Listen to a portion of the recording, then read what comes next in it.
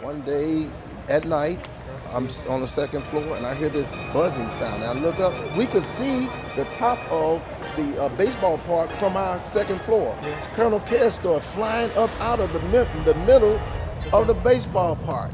So it was really kind of interesting to see, the baseball park get demolished and the Herbert Hoover Boys Club come up.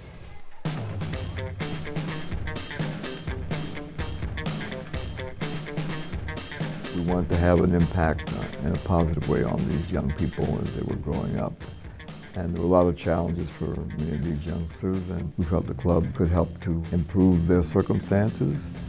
Life was really very challenging.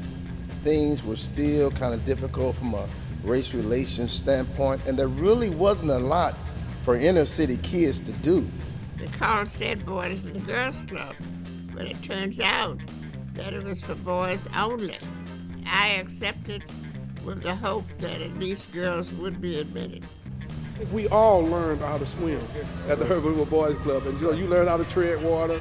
We can still do all that stuff to this day. Our basketball teams were representatives of the Missouri for AAU, so we would have different races on the team. I was very disappointed that they were not accepting girls at that time. But I was determined that I would do whatever I could with the hope that girls would be included. And finally, very late, very late, they were. And so that's why the name, of course, is now Boys and Girls. I got to know a lot of the workers that were there at the time, and they knew me on the regular, so whenever I wanted to come down and hang out for a few minutes, they would let me. I came down to get my teeth cleaned for free. It was just a pretty good experience for everyone in the neighborhood who got a chance to be a part of it. The club gave me something that I don't know if I would ever have had I not come. I had only really kind of been to St. Louis and Mississippi before I came here. And so in my time here and being involved, I was able to do a lot of traveling outside of St. Louis that I probably, just coming from my economic situation, may not have ever had the opportunity to do.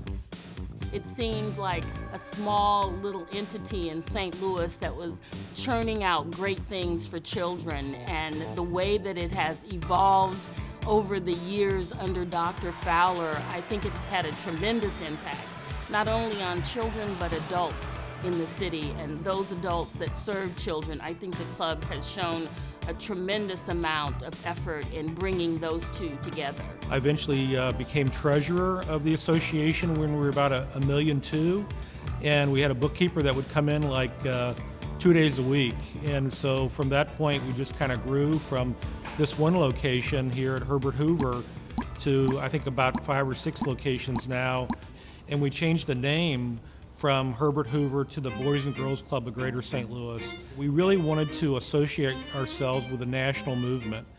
Every day that I came in the club after school, it was about, hey, how are you doing? How's everything at home? Just being around such a good environment, a caring environment.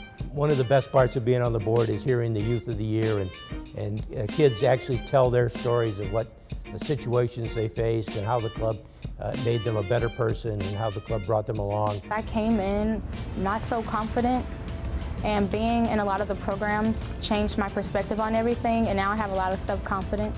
Favorite programs with the Boys and Girls Club would probably be Passport to Manhood, because it's all the guys, we sit in there and we have very interesting conversations about what's going on in the world today.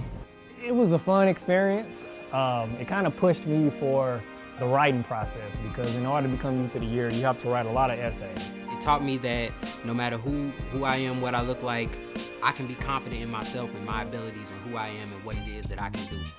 I think the biggest impact we have made has come in the wake of the Michael Brown shooting in Ferguson. And so under the leadership of Dr. Fowler, we collaborated with the Ferguson School District, and a year after, we opened our first club at the Ferguson Middle School. It came with overwhelming support for our summer camp, and we were able to get the funding to have it year-round.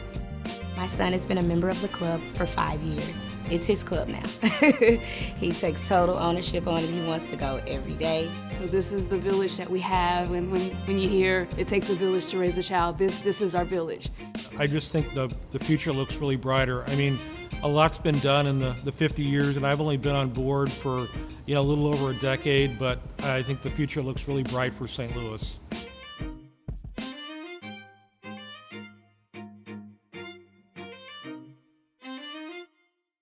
Happy 50th birthday, Boys and Girls Club of Greater St. Louis. Happy 50th anniversary, Boys and Girls Club of Greater St. Louis. Woo! Happy 50th birthday, Boys and Girls Club of Greater St. Louis, and I wish you 50 more, and I hope I'm here for all 50 of those years. Happy 50th birthday, Boys and Girls Club of Greater St. Louis. A happy 50th birthday to the Boys and Girls Clubs of Greater St. Louis. A happy 50th birthday to Boys and Girls Clubs of Greater St. Louis. Happy 50th birthday.